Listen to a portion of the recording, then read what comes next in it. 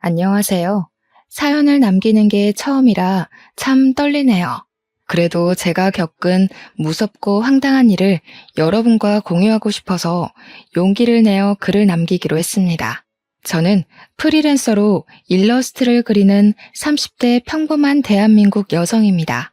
제가 겪은 사연은 어쩌면 주위에서 쉽게 겪기 힘들면서도 누구나 겪을 수 있는 일인 것 같다는 생각이 들어서 사연을 올리게 되었어요. 저는 고등학교 이후로 부모님과 떨어져 지냈습니다.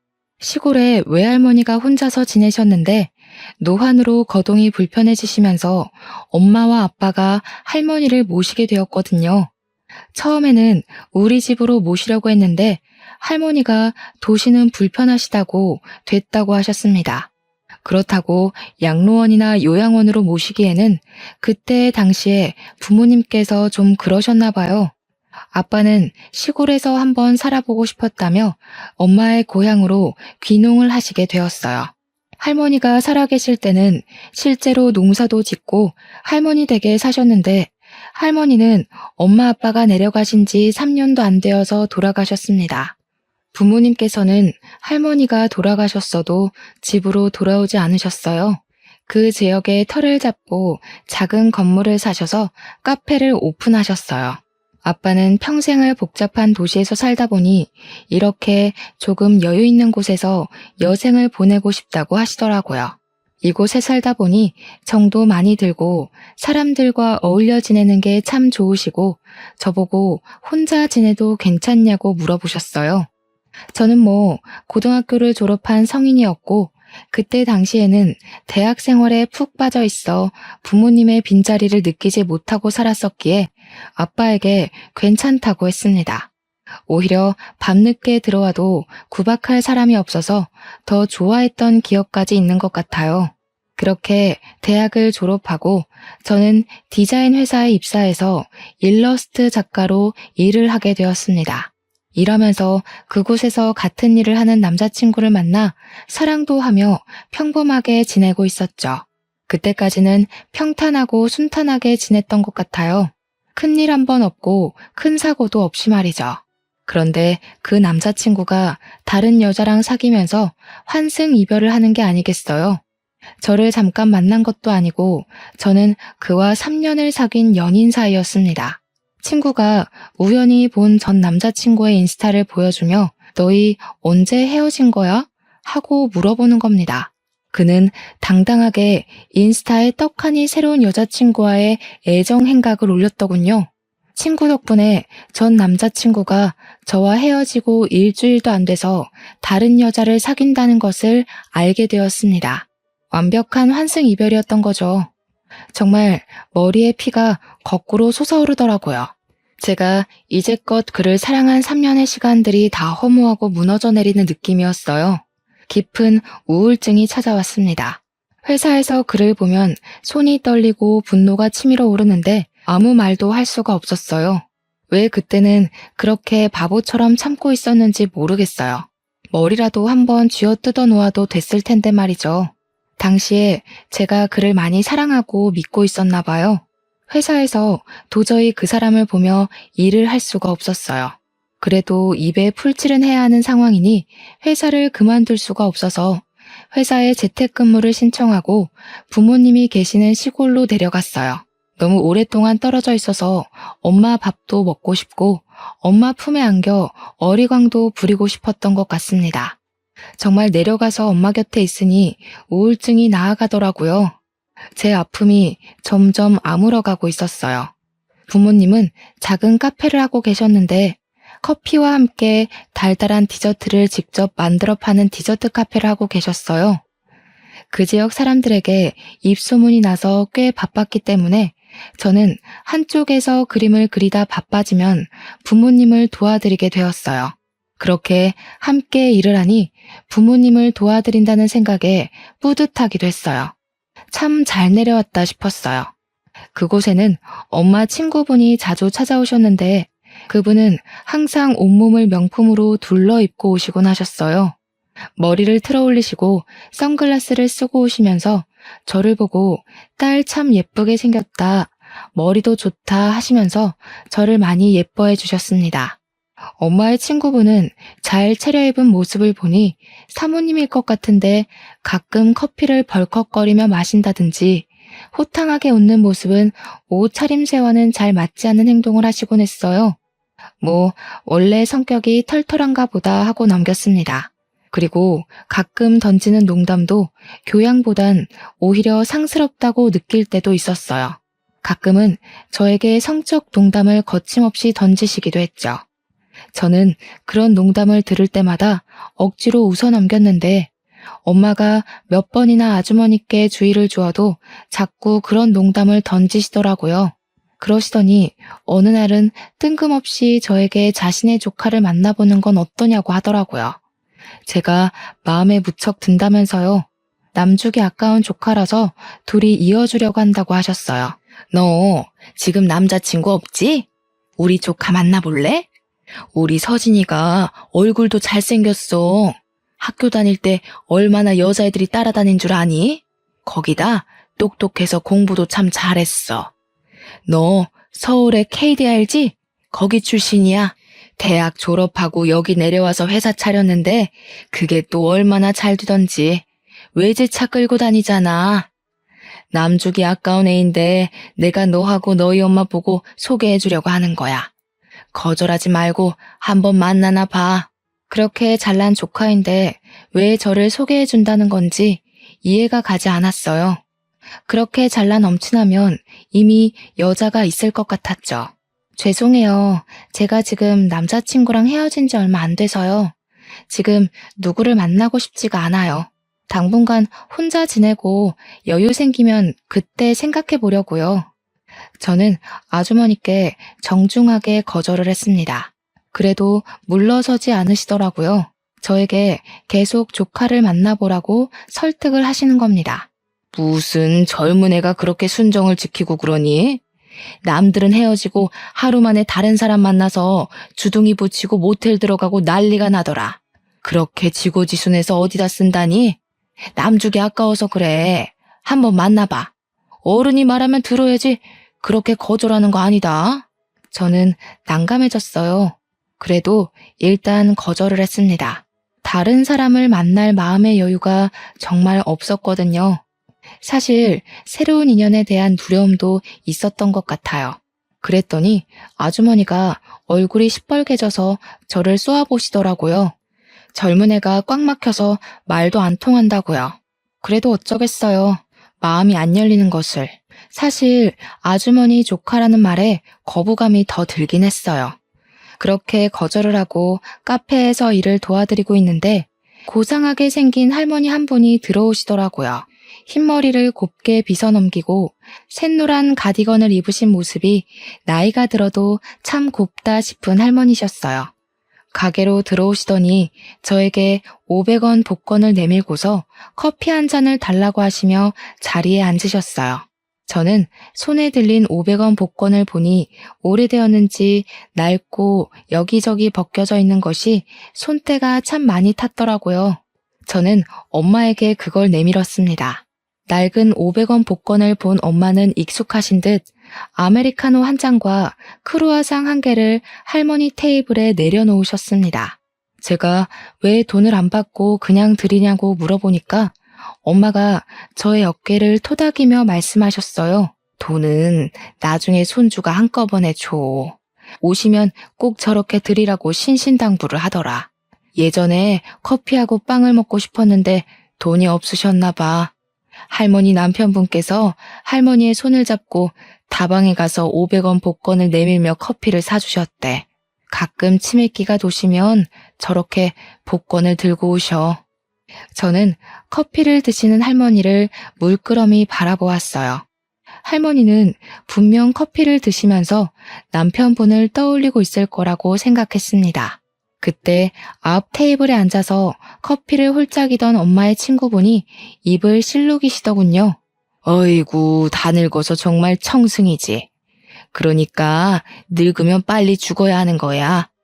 남의 영업집에 뭐 하는 건지 가족들은 치매 환자를 왜 돌아다니게 만드는지 몰라.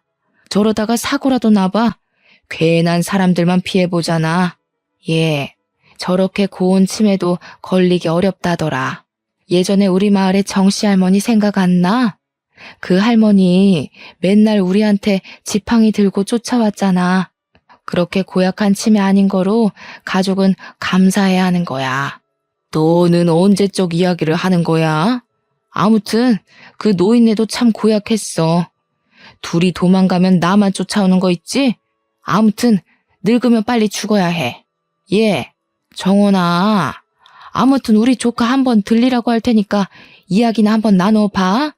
그렇게 좋은 남자 흔치 않아서 그래. 나 간다. 저는 자리에서 일어나며 고개 내밀며 괜찮다고 말하기 전에 아주머니는 쌩하고 밖으로 나가버렸습니다. 엄마는 할머니께서 커피를 다 드시자 다가가며 다시 복권을 손에 꽉 쥐어드렸습니다. 어르신, 맛있게 드셨어요? 이거 돌려드릴게요. 다음에 또 이거 들고 오셔야 커피 드실 수 있어요. 아셨죠? 이거 주머니에 챙겨드릴게요. 다음에 또 오세요. 맛있게 커피 내려드릴게요. 할머니는 환하게 웃으며 엄마의 손을 잡았어요. 새아기는 참 예뻐. 이렇게 마시는 빵하고 커피 주고 참 예뻐.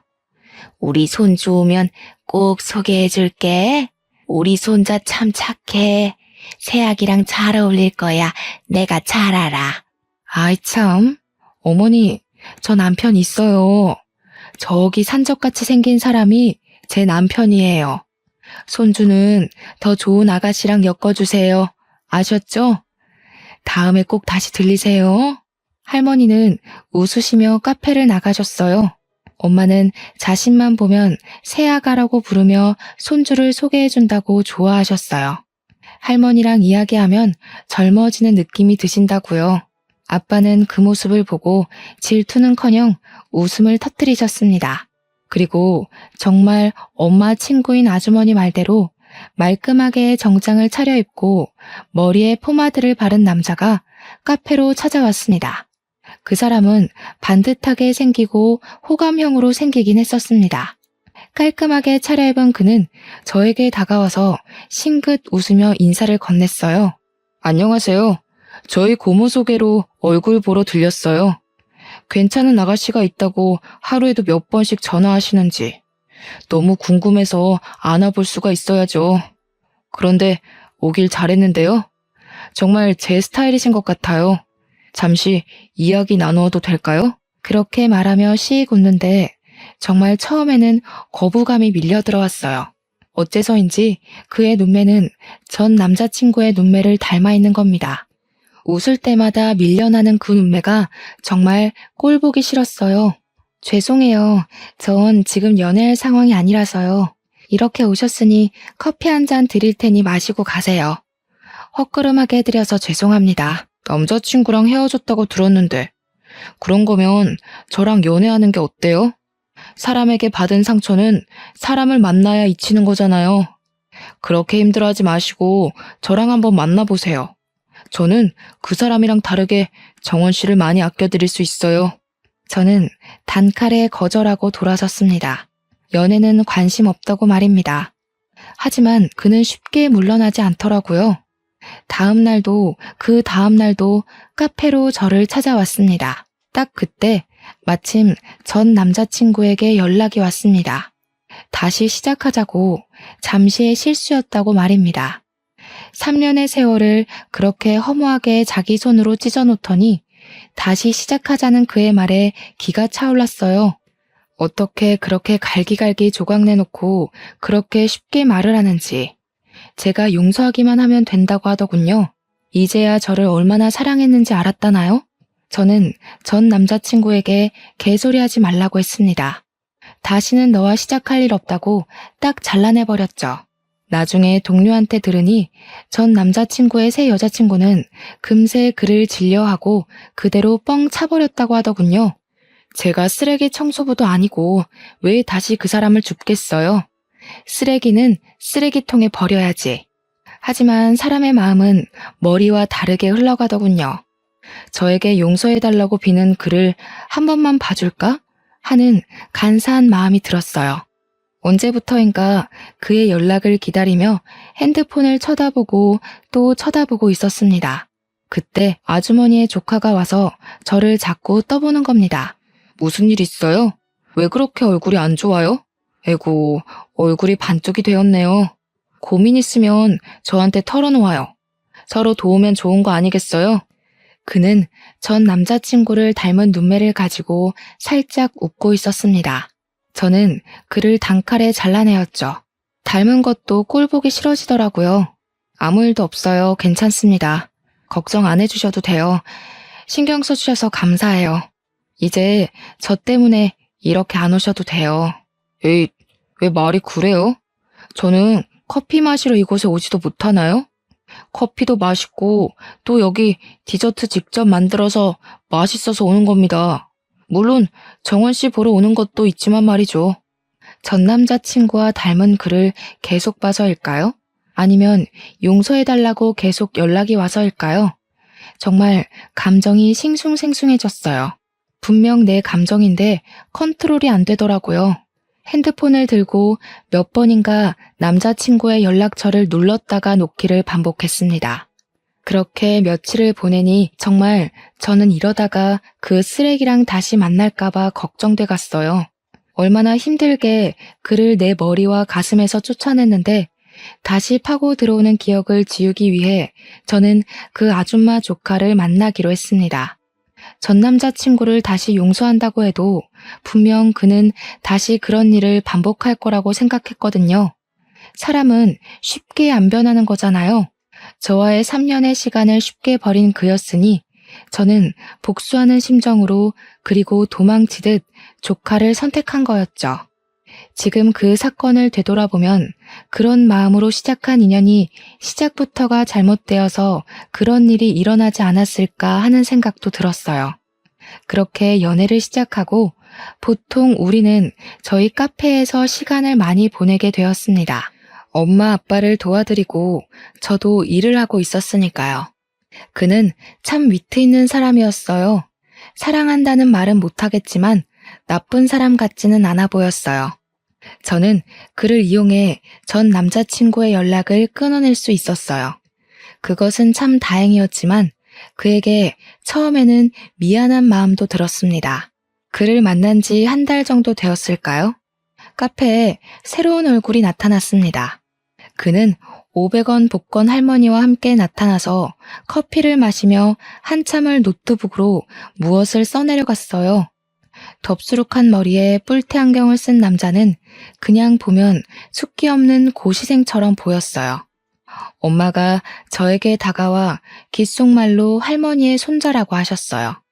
가끔 와서 밀린 커피값도 내주고 저렇게 할머니와 시간을 보낸다고 했습니다. 바로 할머니가 엄마에게 소개해준다고 한 그 손자였던 겁니다. 그렇게 며칠을 할머니와 오던 그 손자는 저와 새로운 남자친구를 힐끔거리며 쳐다보기 시작했어요. 저와 몇 번 눈을 마주치기를 반복하다가 유심히 남자친구를 지그시 쳐다보다가 무언가를 노트북에 써내려가더라고요. 처음에는 글을 보면서 소설을 쓰는 사람인가 싶기도 했어요. 사람 행동을 관찰하며 묘사를 하나 싶었죠. 그렇게 하루는 남자친구가 돌아가자 그 할머니 손자가 저에게 다가왔습니다. 대뜸 저에게 그와 얼마나 만났냐 하고 물어보는 겁니다. 저기, 아까 그 사람 만난 지는 얼마나 되셨나요? 혹시 그 사람 뭐 하는 사람인지 잘 알고 계시나요? 직업이나 가족관계 그런 거 잘 알고 계세요? 저는 처음 말을 걸면서 그렇게 물어보는 할머니 손자를 보며 얼굴을 찌푸렸어요. 앞뒤 다 잘라내고 저에게 그렇게 말하니 기분이 너무 나쁘더라고요. 하물며 사람을 만나는데 아무것도 모르고 만나는 사람이 어디 있겠어요? 왜 그게 궁금하신 거죠? 제 남자친구의 엄마의 친한 친구의 조카예요. 이만하면 사람 배경에 대해서 잘 아는 거 아닌가요? 보증하는 사람도 있고요. 할머니 손자는 자신의 턱을 살짝 문질러 대더니 고개를 끄덕이면서 사라졌습니다. 할머니 손자에게 그런 말을 들어서 그럴까요? 그 뒤 남자친구의 행동이 다 수상쩍어 보이기 시작했어요. 행동 하나하나가 저의 마음에 거슬렸죠. 분명 약속 시간 안에 온다고 해놓고 30분이나 늦는다든지 담배를 안 피운다는 말과 다르게 진한 담배 냄새가 옷에 벨 정도여서 옆에 있어도 냄새가 풍겼거든요. 담배 안 피운다고 하지 않았어요? 그런데 담배 냄새가 너무 나요. 주위의 사람들이 담배를 자주 피우는 건가요? 그리고 왜 이렇게 늦었어요? 벌써 저 30분이나 기다렸다고요. 금방 온다고 해서 이미 영화표도 예매해놨는데 환불했단 말이에요. 그는 머리를 긁적이며 멋쩍은 미소를 지었습니다. 미안해. 급하게 거래처에서 연락이 오는 바람에 거래처 사람을 만나고 왔거든? 그 사람이 담배를 피워서 몸에 뱄나 봐. 꼴초야 꼴초. 나도 그 사람 만날 때마다 그 담배 냄새 때문에 힘들어 죽겠다니까. 갑자기 연락이 오다니 아주 급한 일이었나 봐요. 그런데 어떻게 30분 안에 잘 해결이 되었네요? 그래도 늦으면 연락이라도 좀 주지. 무슨 일 생긴지를 알고 걱정했잖아요. 별로 급한 일도 아닌데 사람을 붙들고 시간만 뺏겼어. 괜히 담배 냄새만 배게 미안해. 영화 보기에는 시간이 애매하고 밥이나 먹으러 갈까? 왠지 얼렁뚱땅 넘겨버리려는 느낌도 났어요. 그런 일이 반복되다 보니까 사람이라는 게 그렇잖아요. 자꾸 신경이 쓰였어요. 또 이런 일도 있었어요. 만나기로 해놓고 갑자기 출장을 가야 한다고 못 온다고 하더라고요. 그래서 그런가 보다 했는데 아주머니가 오셔서 엄마랑 이야기하는데 왜 오늘은 데이트 안 하냐고 하시는 겁니다. 아까 회사에 있는 거 보고 왔다고요. 젊은 애들이 만나서 데이트도 부지런히 해야지 라고 하시는데 분명 저에게는 출장을 간다고 했잖아요. 그래서 언제 보셨냐고 물으니 바로 방금 전에 만나고 왔다라고 하시는 거예요. 그때는 출장을 근처로 갔나? 하고 그냥 웃어 넘겼는데 만난 지 2달도 안 되어서 저에게 돈 이야기를 하는 겁니다. 정원아, 혹시 돈 모아둔 거 있어? 내가 회사에 급전이 필요한데 딱 이번 달만큼만 치를 대금이 필요하거든? 원래는 거래처에서 대금을 줘야 내가 그 돈으로 다른 곳에 대금을 치르는데 갑자기 사정이 어렵다고 하면서 이번 달만 넘겨주라고 사정을 하는 거야. 사업을 하면서 그런 사정 안 봐주기 그렇잖아. 우리가 생명인데. 그래서 알았다고 하고 봤더니 딱 1,000만 원이 부족하네. 그래서 그런데 나 1,000만 원만 빌려줘. 다음 달에 돈 받으면 내가 갚을게. 저는 그의 말에 당황했습니다. 만난 지 얼마나 됐다고 저에게 돈 이야기를 하는 걸까요? 저는 우리가 아직 그 정도로 신뢰하는 사이는 아니라고 판단했습니다. 죄송해요. 저도 돈이 없어요. 제가 그렇게 큰 돈이 어디 있겠어요? 고모부님이 이 지역 유지라고 하지 않았어요? 아주머니께 부탁해보세요. 아끼는 조카 일이니까 분명히 도와주실 것 같은데요. 제 말에 그의 눈이 동그래지더라고요. 저보다 확실하게 돈을 꿔줄 사람이 있는데 굳이 저까지 보탤 필요는 없으니까요. 하지만 그는 저에게 다시 돈을 요구했습니다. 몇 번이나 이런 대화가 오가니까 괜히 그 할머니 손자의 이야기가 떠오르는 겁니다. 정말 그의 말에 무슨 뜻은 아닌지 불안해졌어요. 그래서 그런 이야기가 나올 때마다 단칼에 거절을 했죠. 거절은 거절이었지만 그 사람은 그에 대해 무엇을 알고 저에게 말을 한 것은 아닌지 그가 다시 카페에 나타나길 기다렸습니다. 그렇게 일주일 정도 되었을 때 또 그가 할머니와 나타났습니다. 저는 커피를 가져다 주며 그에게 다가가서 말을 걸었어요. 저번에 저에게 남자친구에 대해 얼마나 알고 있냐고 물어보셨잖아요. 그거 왜 물어보신 거예요? 뭐가 이상한 게 보이던가요? 그는 검은 뿔테 안경을 밀어올리며 저를 물끄러미 쳐다보더니 깊게 숨을 내쉬었습니다. 혹시 그 사람이 따님한테 돈이 필요하다고 말하면서 돈 꺼달라고 하던가요? 혹시 그 사람한테 돈을 주시거나 한 건 아니죠? 저는 그의 말에 입을 틀어막았습니다. 어떻게 그가 저에게 돈을 요구한 것을 알고 있는지 너무 신기했습니다. 꼭 우리 둘을 꿰뚫어 보고 있는 것 같았죠. 아니 맞아요. 그 사람이 저에게 돈을 꿔주라고 한 건 맞는데 돈 없다고 딱 잘라서 거절을 했거든요. 어떻게 아셨어요? 혹시 둘이 아는 사이였나요? 아는 사이는 아니고 제가 대학에서 범죄 심리에 대해 가르치고 있습니다. 우연히 두 분 이야기하는 것을 지켜봤는데 그 남자분 특징이 딱 거짓말을 하는 사람의 특징을 가지고 있더군요.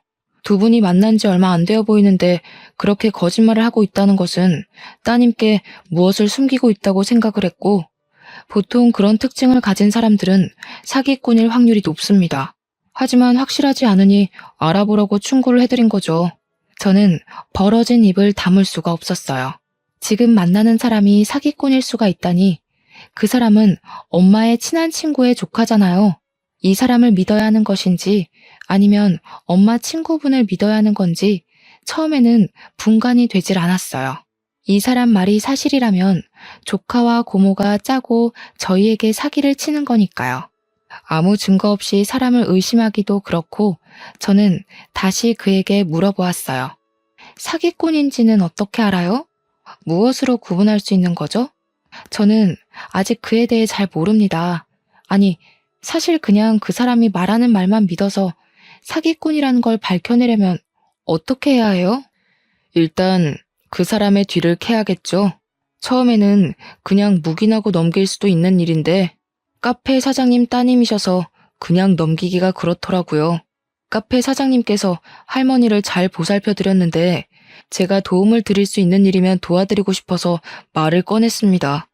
혹시 혼자서 뒤를 캐는 게 힘드시면 제가 도와드릴까요? 저는 그 사람의 손을 꽉 잡았습니다. 제발 도와주세요. 어떻게 해야 할지 모르겠어요. 제가 다른 곳에서 만났다면 모르겠는데 엄마의 친구분의 조카이다 보니까 잘못했다가 두 분의 우정이 저 때문에 금이 갈까봐 걱정되네요. 뒤를 캐려면 뭐부터 해야 할까요? 일단 그 사람이 회사나 집이 어딘지는 알고 계시나요? 뒤를 캐려면 역시 미행을 하면서 어디로 다니는지 행적 추적이 먼저일 것 같은데, 이런 사건 보면 보통 직장이나 집도 거짓이거나 생판 다른 곳일 경우가 많아서 조금 있다가 저를 만나기로 했어요. 이곳으로 올 거예요. 그럼 저를 만나고 돌아가는 길에 같이 미행하는 건 어떨까요? 어디로 가는지 볼 수 있지 않을까요? 그가 알았다고 고개를 끄덕였죠. 곧 저의 새로운 남자친구가 저를 만나러 들어오더군요. 한번 그를 사기꾼으로 보기 시작하니 그의 행동들이 다 의심스럽게 느껴지더라고요. 정원아, 내가 이렇게 부탁할게. 나 한 번만 도와주라, 응? 이제 곧 한 달 다 되어가는데 이대로 두면 나 정말 부도 날 것 같아. 1,000만 원 가지고 부도라니 이거 너무한 것 같지 않아? 우리 사이에 1,000만 원도 융통을 못 해준다는 게 말이나 되는 거야? 나도 정말 그 정도 돈이 없어서 그러는 거예요. 차라리 빨리 은행에 가서 대출이라도 알아보는 건 어때요? 당신 정도면 1,000만 원 금방 대출될 것 같은데. 일단 은행 가서 급한 불이라도 꺼봐요. 그는 저를 보며 얼굴을 시뻘겋게 붉히더라고요. 그리고 언성이 높아졌습니다. 아니, 네 일 아니라고 말 너무 쉽게 하는 거 아니야? 너희 부모님 카페 운영하시니까 나 도와주라고 말 한번 해보든지.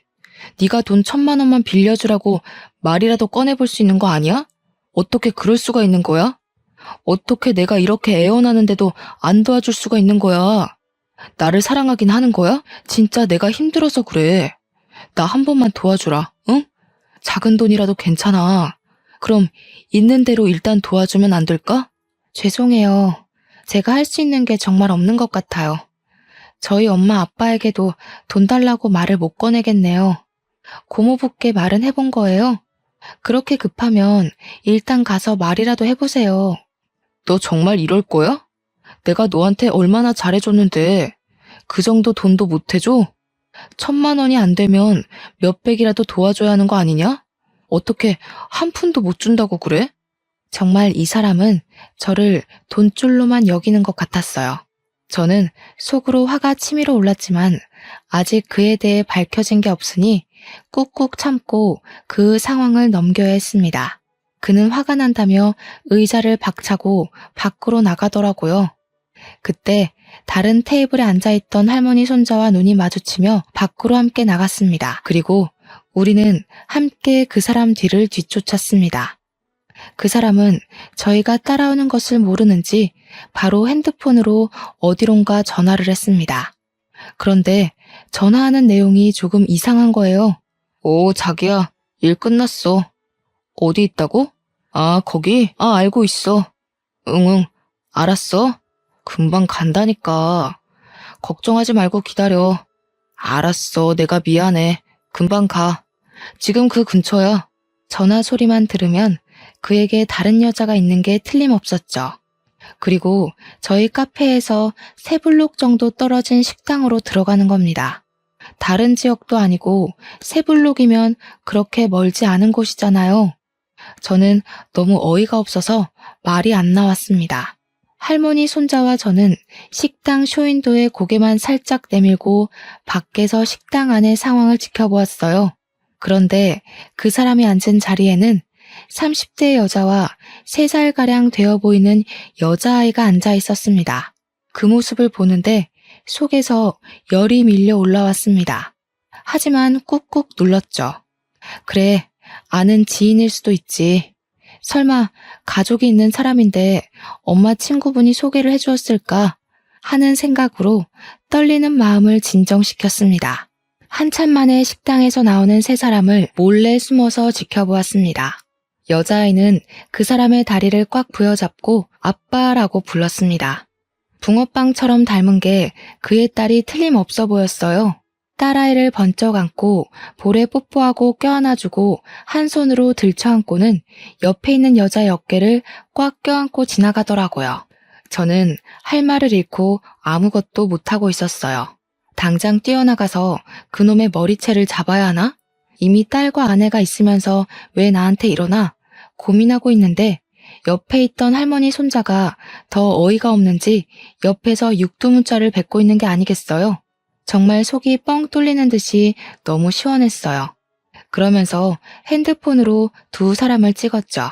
나중에 혹시 증거로 삼을 수도 있다고요. 머리를 긁적이며 사실 자신은 범죄 심리가 전문이라서 이쪽은 잘 모르니 일단 찍어놓자고 하는 거예요. 그 모습이 은근 귀엽더라고요. 저를 대신해서 적극적으로 증거를 찾아주는 그의 모습이 얼마나 든든하던지. 저 혼자였으면 아무것도 못하고 부들부들 떨었을 테니까요. 우리는 계속 그 뒤를 쫓아갔습니다. 일단 확실한 증거를 잡아야 했으니까요. 그런데 주차장에서 그 여자가 딸을 태우고 그 사람의 외제차를 운전하고 휑하니 사라졌습니다. 설마 저 차도 그 사람 것이 아니었는지 입이 떡하니 벌어졌는데 더 놀랄 일은 그 뒤에 있었습니다. 그가 근처 PC방으로 성큼성큼 걸어 들어가는 거예요. 뭐 그럴 수도 있죠. 저도 일이 급하거나 친구들과 가끔 가는 곳이니까요. 문제는 그가 PC방에서 무엇을 하는가였어요. 몰래 안으로 따라 들어가 저희는 자리에 앉아 그가 무엇을 하는지 엿들었어요. 게임을 하면서 다른 사람이랑 아이템 거래를 하는 것 같았어요. 거래를 하기로 한 사람이 다른 사람이랑 더 싼 가격으로 거래를 했는지 큰 소리로 욕을 하더라고요. 점점 그의 실체를 알고 나니 나오는 건 정말 한숨뿐이었어요. 할머니 손자는 자리에서 일어나더니 PC방 사장님과 이것저것 물어보더니 저에게 다가왔어요. 사장님과 이야기해봤는데 저 사람은 이곳의 죽돌이래요. 종일 이곳에 와서 게임하고 그 아이템 팔아서 생활비 하는 것 같아요. 이곳에 자주 와서 몇 마디 하면서 이야기를 나누었다는데 아내도 지금은 사실혼 관계면서 딸도 친딸이 맞는다고 하네요. 아내는 옷가게를 하고 차는 모두 아내 것을 빌려 쓰는 것 같아요. 아내한테는 자신이 직장에 다닌다고 하고 이곳에서 아이템 팔아서 집에 조금씩 가져다 주는 것 같아요. 결국 저 사람은 저와 아내 두 사람에게 사기를 치고 있었던 겁니다. 쓰레기를 피하려다가 이번에는 더 냄새나는 똥차를 만나고 말았습니다. 순간 제 입속에 있는 육두문자가 쏟아져 나왔습니다. 그때 마침 그 사람이 아씨, 라면 왜 안 와? 하고 외치는 겁니다. 저는 알바가 들고 가는 라면을 빼앗았어요. 제가 라면을 들고 가는데 할머니 손자가 제 앞을 가로막으며 라면에 찬물을 붓더라고요. 그도 제가 무엇을 할지 알고 있었나 봐요. 저는 그 라면을 들고 가 게임을 하고 있는 그의 머리 위에 부어버렸습니다. 아, 차가워. 뭐야? 어떤 년이 지금 나한테 라면을 부었어? 야, 정신 나갔어? 또라이야? 뭐야? 정원 씨? 여기서 뭐 하는 거야? 당신이 나한테 지금 라면 부었어? 뭐야, 미쳤어? 어디서 라면을 붓고 난리야? 그동안 나를 속인 거야? 사실혼 관계 아내도 있고 딸도 있으면서 왜 나를 만난 거야? 뭐 때문에? 나를 좋아해서 만난 것도 아닌 것 같은데 왜 속인 거야? 당신 고모도 알고 있는 거지. 다 알면서 둘이 짜고 엄마랑 나랑 다 속인 거지? 그는 순간 얼굴이 시뻘개지면서 입꼬리를 비틀었습니다. 그래, 맞아. 나 너 좋아한 적 한 번도 없어. 어디서 서울에서 돈 많은 애가 시골 왔다고 순진하다고 한번 꼬셔보자고 해서 만난 거야. 돈 좀 뜯어낼까 하고. 순진한 척 굴면서 뒤로는 사람 캐고 다녔냐? 예쁘다 예쁘다 할 때 가만히 엎드려서 이쁨이나 받고 돈이나 주면 그만이지. 이게 뭐 하는 짓이야?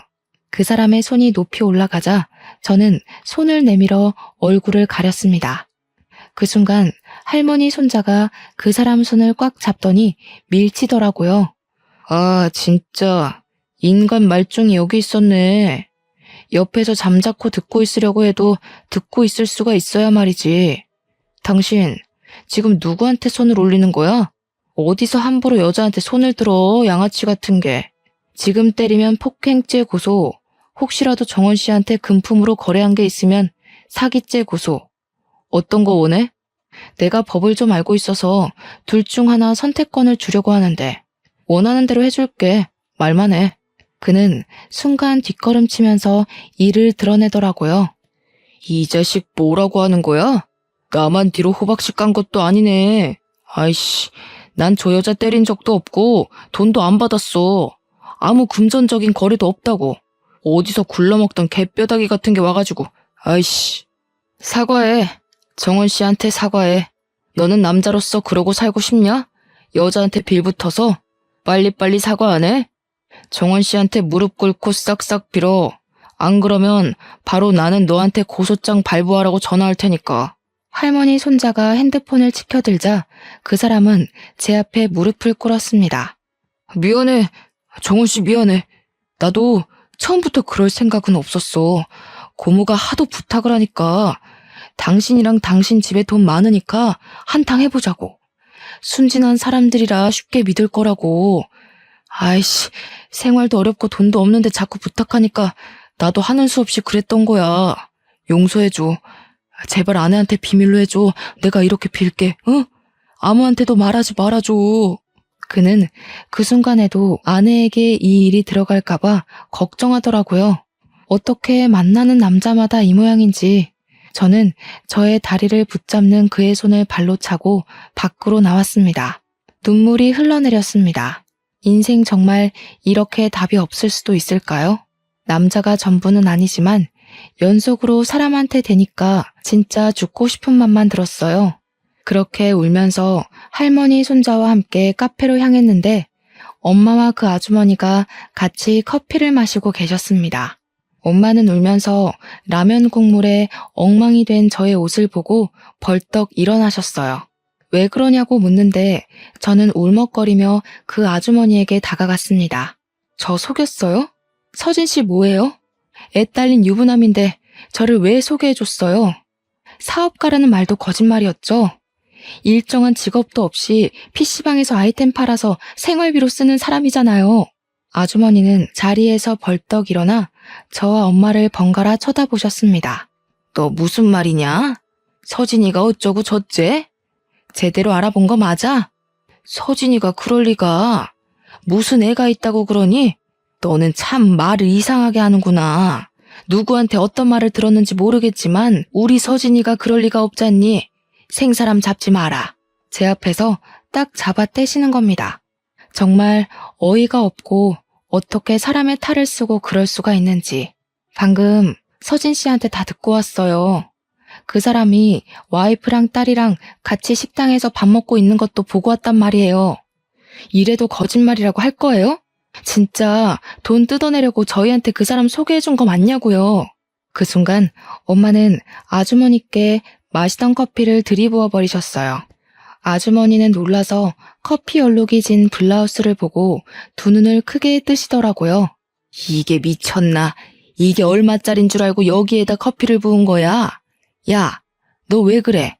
네 딸이 미쳤다고 너까지 미친 거야? 엄마는 아줌마의 머리채를 휘어잡으면서 흔들었습니다. 그래, 미쳤다. 왜? 미치면 안 되냐? 네가 어떻게 그런 놈을 내 딸한테 소개를 해줘. 아무리 변변한 놈이 없어서 애 딸린 유부남을 뭐? PC방에서 뭐를 해? 이런 망할년이 내 딸을 얼마나 우습게 봤으면 그런 놈을 소개를 해주냔 말이야. 아줌마의 손이 엄마의 머리로 올라가자 아빠는 뒤에서 아줌마를 붙들었습니다. 이것들이 부부가 쌍으로 난리네. 그래, 맞다. 내가 애 딸린 우리 조카한테 너희 딸 꿰어라고 했다. 혼인신고도 안 돼 있어. 애만 있다 뿐이지 총각이야. 그리고 PC방에 있어도 돈만 잘 벌어다 주더라. 그런데 무슨 직업이 없어. 그렇게 반반하게 잘생긴 사람 소개해줬으면 고맙다고 해야지. 엄마는 아주머니의 말에 머리를 더욱 흔들어 제꼈습니다. 이런 정신 나간 년이 어디다 누구를 가져다 붙이는 거야. 야, 왜 그랬어? 왜 그랬는지 이유나 알자. 내가 너한테 언제 서운하게 한 적 있냐? 네가 어릴 때부터 친한 친구이니까 혹시라도 섭섭할까 봐 너만 보면 내가 얼마나 조심한 줄 알아? 됐어, 이년아. 너는 서울로 대학 가고 나는 이런 총구석에 남아있는데 얼마나 울었는지 알아? 서울 가서 좋은 남자 만나 평생 살다가 고향으로 기어내려와서 건물 사고 카페 차리고 나보고 방긋방긋 웃을 때 얼마나 속에서 천불이 났는데 배알이 꼬이더라. 엄마는 그제야 손을 놓고 친구분을 바라보셨어요. 아주머니는 헝클어진 머리를 넘기며 울고 계시더라고요. 잘 산다면서, 남편이 지역 유지라면서. 그런데 왜 이런 짓을 한 거야? 명품으로 휘감고 다니면서 나보다 팔자 더 좋은 년이 왜 이런 짓을 하느냐고. 거짓말이야. 남편 유지라는 것도 다 거짓말이야. 이거 가짜야. 너한테 밉보이기 싫어서 시장가로 샀어. 미친년. 친구가 어떻게 사는지도 궁금해하지도 않는 년이 몇십 년 만에 내려와서 친구네 하면서 꼴값을 떠는데 딱 꼴보기가 싫더라. 거기다가 자식까지 있는 거 보니까 오장육부가 뒤틀리더라. 난 지금까지 자식 없다고 얼마나 멸시를 당했는데 왜 나만 그렇게 불행하게 살아야 하냐고. 아주머니는 소리를 꽥 지르시더니 밖으로 뛰쳐나가셨어요. 밖에는 이미 사람들이 우글우글 모여서 구경을 하고 있더라고요. 작은 지역사회다 보니 소문은 순식간에 싹 퍼졌습니다. 소문에 아주머니 조카는 사실혼 관계 아내에게 결국 빈손으로 쫓겨났다고 하더군요. 아주머니도 남편에게 이혼을 당하고 이 지역을 떠나셨대요. 엄마는 가끔 앉아서 길게 한숨을 내쉬곤 하셨어요. 엄마의 잘못도 아닌데 뭔가 가슴에 응어리가 생기셨나 봐요. 다음에 또 할머니 손자를 보자 저는 그때 못한 감사 인사를 했습니다. 정말 감사하고 하마터면 우리 가족이 모두 그분께 당할 뻔했다고요. 그는 할머니를 보살펴 주어서 오히려 감사하다고 했습니다. 그리고 사람 겉모습뿐만 아니라 하는 행동을 잘 관찰하면서 대화를 하라고 하더군요. 그 사람이 어떤 심리 상태에서 말하는지 보인다면서요. 그는 그 후로 주말이면 할머니와 카페에 찾아와 차를 마시며 시간을 보내고 갔는데 저희는 그때마다 이야기를 나누었어요. 한동안 그렇게 지내다 그 사람이 사실은 나를 보러 오는 그거라고 말을 하더군요. 자신과 한번 만나보는 건 어떠냐고 했습니다. 저는 잠시 고민했어요. 두 남자에게 그렇게 당하고 또 연애를 한다는 게 쉽지 않았으니까요. 하지만 그는 저를 차분하게 기다려주더라고요. 괜찮다고요. 지금은 그 할머니 손자는 제 남편이 되어 있습니다. 그 사람이 아니었으면 아마 저는 평생 결혼도 연애도 포기하는 사람이었을 것 같아요. 여러분도 사람은 겉모습만 보지 마시고 가끔은 그 사람의 내면도 들여다보셨으면 좋겠어요. 상대방에게 관심을 두고 찬찬히 살펴보면 그 사람이 지금 무슨 감정으로 말하는지 알 수 있으니까요. 긴 글 읽어주셔서 정말 감사하면서 이만 글을 줄이겠습니다.